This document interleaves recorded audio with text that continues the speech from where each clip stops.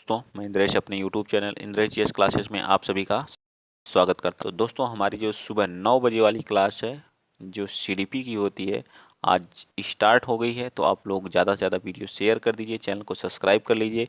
जो हमारे UP TET के PYQ प्लस प्रैक्टिस क्वेश्चन हैं, कुछ PYQ हैं प्लस कुछ जो रीट में जो आंसर लिए गए, जो अलग अलग जो हमारे स्टेट में एग्जाम होते हैं उनसे भी कुछ क्वेश्चन को उठाया गया। तो आप लोग जितना हो शेयर करिए, चैनल को क्या कर लीजिए, सब्सक्राइब भी कर लीजिए। देखिए, रीट का एक क्वेश्चन है, ठीक है। बताइए, कुछ लोग कहना है कि जब बालकों को गुस्सा आता है, क्वेश्चन नंबर 1 क्या कह रहा है, कुछ लोगों का कहना है कि बालकों को जब गुस्सा आता है तो वे खेलने के लिए चले जाते हैं, जब तक कि पहले से अच्छा महसूस नहीं करते हैं। उनके व्यवहार में कौन सा तंत्र प्रतिलक्षित होता है, प्रेक्षण का यानी प्रोजेक्शन का, डिस्प्लेसमेंट का, या जो है प्रतिक्रिया जो है, एक मिनट, प्रतिक्रिया जिसको बोलते हैं, क्या बोलते हैं, प्रतिक्रिया निर्माण का जिसको बोलते हैं रिएक्शन फॉर्मेशन का, या व्यक्तिकरण का जिसको बोलते हैं री रेशन रेशनलाइजेशन, ठीक है, रेशनलाइजेशन, ठीक है। बताइए कौन सा है, A, B, C या D। तो इसका राइट आंसर हमारा क्या आ जाएगा, बी पार्ट, जिसको बोलते क्या बोलते हैं, डिस्प्लेसमेंट का। उनके अंदर क्या आता है, डिस्प्लेसमेंट। जब उनको गुस्सा आता है, वो खेलने किसी चीज़ को अपना क्या कर रहे हैं, डिस्प्लेसमेंट कर रहे हैं, ठीक है। उसको बोलते हैं डिस्प्लेस्ड यानी विस्थापन का, ठीक, याद रहेगा। चलिए आगे चलते हैं। नेक्स्ट अगला क्वेश्चन आप बताएंगे, क्वेश्चन नंबर कौन सा, क्वेश्चन नंबर आप बता दीजिए 2। क्वेश्चन नंबर 2 क्या कह रहा है, जो कोहलर साहब थे जो है, में किससे संबंधित हैं, बताइए। विकास के सिद्धांत से, व्यक्ति के सिद्धांत से, अधिगम के सिद्धांत से, या क्या है, अभिप्रेरण के सिद्धांत से। जो कोहलर साहब थे, इन्होंने नैतिकता का भी सिद्धांत दिया था, कोहलर, ठीक है। नैतिकता, नैतिक नैतिक विकास का, ठीक है, नैतिक विकास का। कितने स्तर बताए थे इन्होंने, 3 स्तर बताए थे, और इनकी अवस्थाएं, प्रत्येक स्तर की 2-2 अवस्थाओं को बताया था, ठीक है। प्रत्येक की 2-2 अवस्थाओं को बताया था, ठीक है। इन्होंने प्रत्येक की 2-2 अवस्थाओं को बताया था। तो टोटल कितनी अवस्थाओं को, 6 अवस्थाओं को इन्होंने डिफाइन किया था। इन्होंने किसकी किसके बारे में बताया था, बताइए।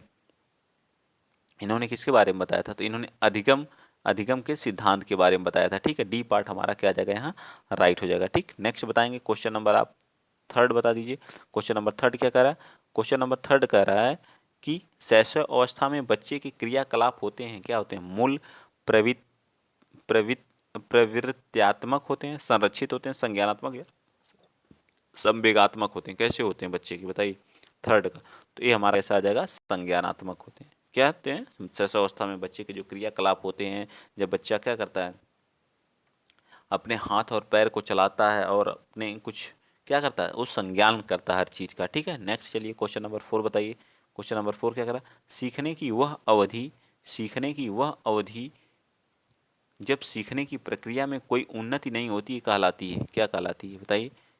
वह अवधि क्या कहलाती है, तो क्या कहलाती है, सीखने का वक्र कहलाती है, सीखने का वक्र कहलाती है, या फिर ये हमारे रहे ऑप्शन, सीखने का पठार। तो क्या कहलाती है, सीखने का पठार कहलाती है। तो इस तरह से इसका क्या आ जाएगा, बी पार्ट हमारा क्या आ जाएगा, राइट आ जाएगा। क्या कहलाती है, सीखने का पठार कहलाती है। नेक्स्ट बताइए, क्वेश्चन नंबर 5, मेस्टाल्ट मनोवैज्ञानिक की आधारशिला किसने रखी थी, पावलोव ने रखी थी, या फिर या मैक्स वर्दीमर ने, स्किनर ने, या कुर्ट लेविन ने रखी थी। मोस्ट इंपॉर्टेंट ऐसे क्वेश्चनों को आप लोग नोट कर लिया करिए। तो इसका राइट आंसर क्या आ जाएगा, 5th का बी पार्ट होगा, मैक्स वार्दिमर ने। कौन किया था, मैक्स वार्दिमर साहब ने किया था, ठीक है, याद रखिएगा क्वेश्चन नंबर 5 का। आगे चलिए, क्वेश्चन नंबर 6 बताइए। अधिगम क्षमता निम्नलिखित में से किससे प्रभावित नहीं होती, आनुवांशिकता से, वातावरण से, प्रतिरक्षण या शिक्षण से, या राष्ट्रीयता से, किससे प्रभावित नहीं होती। तो आनुवांशिकता से तो प्रभावित होती है, हमसे क्या पूछा, नहीं होती है। इससे भी प्रभावित होती है और इससे भी प्रभावित होती है, ठीक है। बचा कौन सा, प्रतिरक्षण या शिक्षण, या राष्ट्रीयता। तो किससे प्रभावित नहीं होती है, क्वेश्चन नंबर 6 का, किससे, राष्ट्रीयता से कोई प्रभाव नहीं पड़ता है हमारी किस पे, अधिगम सीखने की क्षमता। तो इस तरह से हमारा राइट आंसर क्या आ जाएगा, डी पार्ट इसका क्या आ जाएगा, राइट आंसर आ जाएगा, ठीक। चलें आगे, नेक्स्ट बताइए, क्वेश्चन नंबर 7, संज्ञानात्मक विकास के 4 चरण जिसे बोलते हैं संवेदीय पेशी अवस्था। संवेदीय पेशी अवस्था जो 0 से 2 वर्ष होती है, ठीक है। फिर पूर्व संक्रियात्मक अवस्था जो क्या होती है हमारी, 2 से 7 वर्ष होती है, ठीक। औपचारिक, एक क्या होती है, औपचारिक संक्रियात्मक अवस्था, पूर्व संक्रियात्मक अवस्था, और एक क्या होती है, एक इससे पहले मूर्त संक्रियात्मक अवस्था होती है। मूर्त होती है जो क्या होती है 7 से 11 वर्ष होती है, और 11 से अधिक जो होती है औपचारिक। यह किसने दिया था? तो यह जो जीन पियाजे साहब द्वारा, किसके दिया द्वारा नहीं, 4 अवस्थाओं को इन्होंने डिफाइन किया था। ठीक है, कौन कौन से? पहला जो संवेदीय पेशी अवस्था, पूर्व संक्रियात्मक स्थूल अवस्था जिसको बोलते हैं, फिर उसके बाद मूर्त अवस्था, फिर उसके बाद अमूर्त या जिसको बोलते हैं औपचारिक संक्रियात्मक अवस्था। ठीक, 4 अवस्थाओं को क्या कहता है? डिफाइन किया था। ठीक, चलिए आगे चलते हैं। नेक्स्ट अगला क्वेश्चन, क्वेश्चन नंबर 7 हो चुका, 8th बताएंगे। क्वेश्चन नंबर 8 रहा आप लोगों के सामने, बताइए। कह रहा है कि क्वेश्चन नंबर 8 क्या कह रहा है? व्यवहारवादी ने कहा, मुझे नवजात शिशु दे दो, मैं डॉक्टर, वकील, चोर या जो चाहूं बना सकता हूं। यह कथन किसका है? न्यूमैन का, वाट्समैन का, होलिंजर का या फ्रीमैन का? तो इसका राइट आंसर 8th का आ जाएगा सी पार्ट। किसने, कौन कहा था? वाटसन द्वारा। ठीक है, तो सी पार्ट इसका राइट हो जाएगा। ठीक, ये कथन से, कथन को आप लोग रट लीजिएगा, कथन से एक क्वेश्चन आएगा। क्वेश्चन नंबर 9 बताइए क्या कह रहा है कि सीखने के पठार के निराकरण के लिए क्या करना चाहिए? सीखने वाले को प्रेरित और प्रोत्साहित करना चाहिए, या फिर जो है सीखने की अवधि विधि का प्रयोग करना चाहिए, उसे दंडित करना चाहिए, यही नहीं करना चाहिए। क्योंकि हमसे क्या पूछा? नहीं पूछा। ठीक है, नहीं पूछा तो हमेशा दंड जो हमारा आता क्या? निगेटिव वर्ड होता। क्या होता? Negative word. बच्चे को कभी भी दंडित नहीं करना चाहिए। ठीक है, आगे चलिए क्वेश्चन नंबर 10 बता दीजिए। क्वेश्चन नंबर 10 क्या कह रहा है कि हम सभी आवश्यकता के अनुसार जो अभिप्रेरण की शुरुआत होती है, छात्र की वह आवश्यकता जिसे उसको सर्वप्रथम पूरा करना चाहिए संबंधित है आत्म अनुभूतिकरण से, शारीरिक से, सम्मान से, सामाजिक संबंध से। तो 10th का राइट आंसर क्या है? शारीरिक से। किससे? शारीरिक से। अभिप्रेरण की जो शुरुआत होती है वो छात्र की वह आवश्यकता जिससे वह सर्वप्रथम पूरा करना चाहता है, तो किससे? शारीरिक से। ठीक, किससे? शारीरिक से। 11th का बता दीजिए। बालक के शारीरिक और क्रियात्मक विकास की दिशा क्या होती है? बहुत आसान क्वेश्चन है। एक क्वेश्चन नंबर इसके ऑप्शन है, क्या होते हैं? पैर से सिर की तरफ, ये तथा सिर से बाहर के मध्य के, सिर से पैर तथा शरीर के मध्य की बाहर की ओर, पैर से सिर तथा शरीर के मध्य से बाहर की ओर। तो कौन सा? ए, बी, सी या डी? तो इसका राइट आंसर क्या आ जाएगा? 11th का बी पार्ट। सिर से, तो एक तो होता है सिर से पैर की तरफ, दूसरा क्या होता है? सिर के मिड पॉइंट से, मतलब बाहर की तरफ क्या होता है? विकास होता है। ठीक, क्या होता है? विकास होता है बच्चे का। ठीक है, ये दोनों इंपॉर्टेंट है, तो बी पार्ट हमारा क्या आ जाएगा? राइट। अगला बताइए क्वेश्चन नंबर 12 कह रहा है Vygotsky refers to the verbal dialogues that children have with them self as, यानी मौखिक संवाद जो बच्चे को अपने आप से करते हैं, उन्हें लेवाइगोत्स्की ने क्या कहा था? व्यक्तिगत वार्ता कहा था, भ्रांत वार्ता कहा था, या समस्या वार्ता कहा था? तो बिल्कुल गलत है, समस्या वार्ता तो कहा नहीं था। ठीक है, तो क्या कहा था? प्राइवेट स्पीच कहा था। क्या कहा था? Private speech. इसको क्या बोलते हैं? प्राइवेट स्पीच बोलते हैं। ठीक है, बाकी सभी हमारे ऑप्शन क्या है? गलत है। ठीक, तो ये पार्ट हमारा क्या हो जाएगा? राइट। 13 का बताइए क्वेश्चन नंबर 13। जो लोग पहली बार चैनल पर विजिट कर रहे हैं तो प्लीज़ आप लोग शेयर कर लीजिएगा, चैनल को सब्सक्राइब भी कर लीजिएगा, और अगर आपको इसका PDF चाहिए तो आप मेरे टेलीग्राम चैनल फिर से भी जुड़, जिसका लिंक डिस्क्रिप्शन बॉक्स में दिया रहता है। ठीक है, अपने आप को प्रेम की प्रवृत्ति को क्या कहते हैं? अपने आप को प्रेम की प्रवृत्ति, आत्म केंद्रित प्रवृत्ति, अहंकारी प्रवृत्ति, या नार्सिज्म की प्रवृत्ति, या हिप्नोटिज्म की प्रवृत्ति? बताइए कौन सा राइट? तो 13 का राइट आंसर क्या आ जाएगा? सी पार्ट क्या आ जाएगा? नार्सिज्म की प्रवृत्ति कहलाती है। ठीक है, नार्सिज्म की प्रवृत्ति कहलाती है। चलिए आगे चलते हैं। नेक्स्ट अगला क्वेश्चन आप बताएंगे, क्वेश्चन नंबर 14 बताइए। क्वेश्चन नंबर 14 क्या कह रहा है? क्वेश्चन नंबर 14 कह रहा है कि निम्नलिखित में कौन सी विशेषता आंतरिक रूप से अभिप्रेरित बच्चों के लिए सही नहीं है? वे चुनौतीपूर्ण कार्य पसंद करते हैं, वे हमेशा सफल होते हैं, वे कार्य के समय आनंद अनुभव करते हैं, वे कठिन कार्यों में उच्च स्तर की ऊर्जा प्रदर्शित करते हैं। तो बताइए 14 का राइट आंसर क्या आ जाएगा? B part. वे हमेशा क्या होते हैं? सफल होते हैं। यही हमारा क्या है? नहीं पूछा है। आंतरिक अभिप्रेरणा जरूरी नहीं कि हर बच्चा हमेशा क्या हो? सफल हो, जो है यही हमारा क्या है? निगेटिव है। निगेटिव का आंसर हमेशा निगेटिव ही देते हैं। ठीक, आगे बताइए क्वेश्चन नंबर 15। सामान्य से विशेष की तर्क की प्रक्रिया निम्नलिखित में से कौन सी पद्धति है? Question number 15।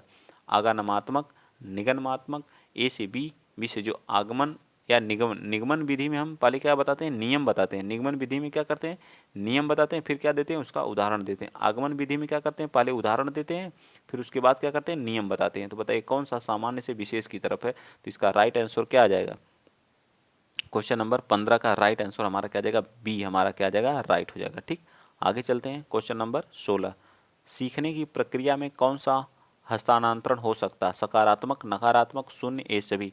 किसी चीज़ को आप सीख रहे हैं, पढ़ रहे हैं, तो उसमें क्या सकारात्मक, नकारात्मक क्या होता है, इसमें किसकी संभावना ज़्यादा होती है, तो सबसे ज़्यादा संभावना ये सभी की होती है। आप सीख भी सकते हैं, मान लीजिए कोई चीज़ आप पढ़ रहे हैं, हिस्ट्री पढ़ रहे हैं, हिस्ट्री पढ़ रहे हैं, ठीक है, हिस्ट्री पढ़ रहे हैं, तो ज़रूरी नहीं है कि आप सकारात्मक भी कुछ सीख सकते हैं, सकारात्मक सीख सकते हैं, ठीक है, नकारात्मक भी कुछ चीज़ें सीख सकते हैं, ठीक, और कुछ भी नहीं सीख सकते हैं, शून्य भी सीख सकते हैं। तो इस तरह से आप क्या है, अधिगम जरूरी नहीं है कि क्या है सिर्फ पॉजिटिव वे में हो, निगेटिव भी हो सकता है, पॉजिटिव भी हो सकता है, शून्य भी हो सकता है, तीनों हो सकता है, ठीक है। मेरे ख्याल से चीज़ आपको क्या होगी, ये होगी, समझ में आ गई होगी, ठीक है। चलिए क्वेश्चन नंबर आप 17 बता दीजिएगा। क्वेश्चन नंबर 17 रहा आप लोगों के सामने ये, ठीक। क्वेश्चन नंबर 17, 16 तो हम लोग का, 17 बताइए। सर्वाधिक उपयुक्त जीवित है, मतलब सर्वाइवल ऑफ द फिटेस्ट रहता है का सिद्धांत किसने किया। सर्वाधिक उपयुक्त जीवित मतलब किसने दिया था, लैमार्क ने, हैरिसन ने, डार्विन ने या मैकडूगल ने, कौन दिया था। 17 का राइट आंसर क्या आ जाएगा, 17 का राइट आंसर हमारा क्या जाएगा, डार्विन ने, ठीक है, सी पार्ट। बस इसको याद रखना, ज़्यादा इस पर फोकस नहीं करना, ठीक। चलिए अगला क्वेश्चन, वर्गीकरण, मूल्यों के वर्गीकरण में सम्मिलित नहीं है। निगेटिव देखिए कितना पूछ रहा है, निगेटिव क्वेश्चन बहुत पूछे जाते हैं, ठीक है। आध्यात्मिक मूल्य, एन केन प्रकारण धन अर्जनम का मूल्य, या नैतिक मूल्य, या सांस्कृतिक मूल्य। 18 का राइट आंसर हमारा क्या आ जाएगा, एन केन प्रकारेण धनार्जन का मूल्य, मतलब ये सम्मिलित नहीं है मूल्यों के वर्गीकरण में। 19 भी बता दीजिए। व्यक्तिगत व्यक्तित्व के संगठन का स्वरूप होता है सामाजिक, आर्थिक, मनोवैज्ञानिक, शारीरिक, सामाजिक, राजनीतिक या मनोवैज्ञानिक, आध्यात्मिक। मतलब जो हमारा व्यक्तित्व होता है उसका संगठन का स्वरूप कैसा होता है, इसको बताना है। तो 19 का हमारा का मनोवैज्ञानिक होता है और शारीरिक होता है। क्या होता है, मनोवैज्ञानिक हो सकता है और कैसा हो सकता है, शारीरिक होता है। मनोवैज्ञानिक और शारीरिक दोनों होता है, ठीक है। इस तरह से हमारा क्या जाएगा, बी पार्ट हमारा राइट होगा, इसको कोई नहीं रोक सकता है, ठीक है। आगे चलते हैं, क्वेश्चन नंबर 20 बता दीजिए। ये हमारे क्या पेडागोजी का क्वेश्चन है, आराम से आप इसको कर सकते हैं, ठीक है, इसमें कोई दिक्कत नहीं हुई। रीमा पाती है कि उसकी कक्षा के अधिकांश बच्चे वर्णमाला सीख लिए हैं। केवल एक या दो बच्चे को छोड़ करके जो नहीं लिख सकते हैं, वह निश्चित रूप से अनुमान लगा सकती है कि वे हैं मंदबुद्धि, परिपक्व नहीं है, अल्प बुद्धि हैं, या अध्ययन में रुचि न लेने वाले हैं। बताइए वह क्या अनुमान लगा सकती है 20 का। तो क्या वे अभी परिपक्व नहीं है, वे अभी परिपक्व नहीं है। तो इस तरह से हमारा क्या आ जाएगा, बी पार्ट हमारा राइट हो जाएगा, ठीक। नेक्स्ट बताइए, समीपस्थ समीपस्थ विकास का संबंध का क्षेत्र किससे संबंधित है, इसको बताना है। बच्चों द्वारा जो है, ये 4 ऑप्शन दिए गए हैं, बताइए, ठीक है। क्या बच्चों द्वारा जो विकासात्मक स्तर, बच्चों द्वारा प्राप्त की जाने वाली विकासात्मक स्तर, बच्चों द्वारा कभी न प्राप्त की जाने वाली, सी पार्ट जो कह रहा है विकासात्मक, डी कह रहा है कि वाह सहयोग से प्राप्त किया जा सकने वाला विकासात्मक स्तर। तो कौन होगा इसका राइट आंसर। कौन सा क्वेश्चन था, क्वेश्चन नंबर कौन सा था, तो क्वेश्चन नंबर हमारा 21 था, ठीक है। 21 का राइट आंसर क्या आ जाएगा, डी, वाह सहयोगात्मक से प्राप्त किया जा सकने वाला विकासात्मक स्तर कहलाता है, ठीक। चलिए आगे बताइए, क्वेश्चन नंबर 22 कह रहा है निम्नलिखित में से कौन सा उदाहरण अभिप्रेरणा का परिणाम नहीं है। तो रीट में पूछा हुआ क्वेश्चन है, बताइए कौन सा इसका जो है राइट हो जाएगा। कृष्णा ने नृत्य का समय 1 घंटे से बढ़ा करके 2 घंटे कर दिया। जॉन स्टुअर्ट मिल ने 12 वर्ष की उम्र में दर्शन का अध्ययन आरंभ कर दिया था। जगन ने श्वास लेने की प्रक्रिया, तो क्या हो जाएगा, जगन ने श्वास लेने की प्रक्रिया में क्या रुचि दिखाई, यह हमारा क्या परिणाम अभिप्रेरणा का परिणाम नहीं है। नेक्स्ट बताइए क्वेश्चन नंबर, अब आप बताएंगे कौन सा, क्वेश्चन नंबर बता दीजिए 23। क्वेश्चन नंबर 23 क्या कह रहा है, निम्नलिखित में से स्मरण करने की कौन सी विधि है, स्मरण मतलब याद करने की कौन सी, देखिए यूपी टेट 2013 में पूछा हुआ, सेकंड पेपर में पूछा हुआ, मिश्रित विधि है, विचार सहचर्य विधि, या इनमें से कोई नहीं है। तो कौन हो जाएगा, तो इनमें से ए और डी, ए और फर्स्ट और सेकंड दोनों है हमारी क्या है, याद करने की, स्मरण करने की विधि। क्वेश्चन नंबर 24 बताइए, एच टेट मतलब हरियाणा टेट में पूछा गया है, जो आपकी कक्षा की एक लड़की की रुचि स्पोर्ट में है, मतलब क्रिकेट या किसी भी स्पोर्ट में है, तो वह स्पोर्ट को अपने कैरियर को बढ़ाना चाहती है, तो आप उसे क्या परामर्श देंगे। लड़की को केवल खेल जगत में भविष्य नहीं, बिल्कुल गलत है, ये तो बकवास बात है। उसे अपनी आकांक्षा की पूर्ति के लिए कठोर परिश्रम करना होगा, ये तो सही है, ठीक है। उसे सिर्फ पढ़ाई पर ध्यान देना चाहिए, बिल्कुल गलत है, ठीक है। डी पार्ट देख लीजिए यहीं पे, डी पार्ट क्या कर, लड़कियों को खेलों को उत्कृष्ट नहीं, ये बिल्कुल गलत है। तो इस तरह से हमारा बी पार्ट क्या हो जाएगा, राइट हो जाएगा। नेक्स्ट चलिए क्वेश्चन नंबर 25 क्या कर रहा है, कि निम्नलिखित में से कौन सा अभिक्रमित अनुदेशन मतलब प्रोग्राम्ड टीचिंग सिद्धांत के अंतर्गत नहीं आता। ये भी हमारा यूपी टेट में 2019 में पूछा हुआ क्वेश्चन है। चलिए बताइए कौन सा नहीं है। ये पूछा अभ्यास का सिद्धांत, छोटे छोटे पदों का सिद्धांत, सक्रिय अनुक्रिया का सिद्धांत, पुनर्बलन का सिद्धांत। तो कौन सा सिद्धांत इसके अंतर्गत नहीं आता है। तो आप अभी छोटे छोटे पदों का सिद्धांत कहीं पढ़े हैं या फिर तो अभ्यास का सिद्धांत हमारा क्या आ जाएगा, राइट आ जाएगा। क्वेश्चन नंबर 26 बताइए। कह रहा है कि क्षेत्र विशेष में बालक की विशिष्ट योग्यता तथा विशिष्ट क्षमता को कहते हैं, क्या कहते हैं बताइए, क्या कहते हैं। यूपी टेट 2019 में सभी क्वेश्चन, मैंने कहा ना सभी क्वेश्चन, और हमारे लिए PYQ कितना महत्वपूर्ण है। जो लोग 2022 का दिए थे उन लोगों को पता होगा, क्योंकि 2022 का जो पेपर था 2017 का सेम एज आ चुका था। जैसा जो तैयारी करके गया था बहुत अच्छा करके आया था, ठीक है। वो 40, 140, 145, 130, 135 के आसपास वो बच्चे थे। 26 का बताइए। क्वेश्चन नंबर 26 कह रहा है तो विशेष जो क्षेत्र विशेष में बालक की विशिष्ट योग्यता तथा विशिष्ट क्षमता कहते हैं। ए पार्ट मूल्य, अभिप्रेरण, अभिक्षमता या रुचि। डी पार्ट या रुचि। तो राइट आंसर हमारा क्या आ जाएगा, अभिक्षमता, जिसको क्या बोलते हैं, एप्टीट्यूड, ठीक है, एप्टीट्यूड बोलते हैं। आगे बताइए क्वेश्चन नंबर 27। निम्नलिखित में से संप्रेषणात्मक या कम्युनिकेशन प्रोसेस का तत्व नहीं है। माध्यम, अंतःक्रिया, प्रतिपुष्टि, फीडबैक या पुनर्बलन। तो इसमें कौन सा जो फीडबैक मतलब कम्युनिकेशन प्रोसेस मतलब बोलचाल का कौन सा प्रोसेस नहीं है, ये पूछा है। तो माध्यम है, अंतःक्रिया है या प्रतिपुष्टि है, बताइए कौन सा। मीडियम तो है ही, ठीक है, लेकिन हमारी अंतःक्रिया इंटरेक्शन हमारा जो है या इसकी प्रक्रिया नहीं, कम्युनिकेशन की प्रक्रिया नहीं है। बी पार्ट हमारा इसका, सॉरी 27 है ना, बी नहीं होगा। पुनर्बलन हमारा क्या आ जाएगा, राइट आंसर आ जाएगा। क्या आ जाएगा, पुनर्बलन, ठीक है। पुनर्बलन हमारा क्या आ जाएगा, इसका कोई प्रक्रिया नहीं है। 28 बताइए। Question number 28। FICS के साथ मूल रूप से कौन संबंधित है। हर्बर्ट, फ्लैंडर या फिर कोई और, बताइए तो कौन है इससे संबंधित। तो 28 की कौन है, फ्लैंडर साहब है, ठीक है। कौन है, फ्लैंडर साहब। देखिए क्वेश्चन पूछा हुआ है, आप इन सभी चीज़ों को देखा करिए, क्वेश्चन सभी पूछे गए। निम्नलिखित में से कौशल में पूर्व ज्ञान का परीक्षण किया, जिसमें पूर्व ज्ञान का क्या किया जाता है, प्रयोग किया जाता है, वह कौन सा। तो प्रस्तावना, स्किल ऑफ क्या होता है, इंट्रोडक्शन में हम इसका क्या करते हैं, यूज करते हैं पूर्व ज्ञान का, ठीक है। आगे बताइए। हार्वर्ड गार्डनर द्वारा में से एक को छोड़ करके बाकी सभी बुद्धि के क्या है, प्रकार हैं। तो ए पार्ट भाषा, बी ये क्या हो गया, सी ये क्या हो गया, डी, जिसको बोलते हैं इंट्रापर्सनल स्किल, एक को बोलते हैं इंटरपर्सनल पारस्परिक कौशल, एक को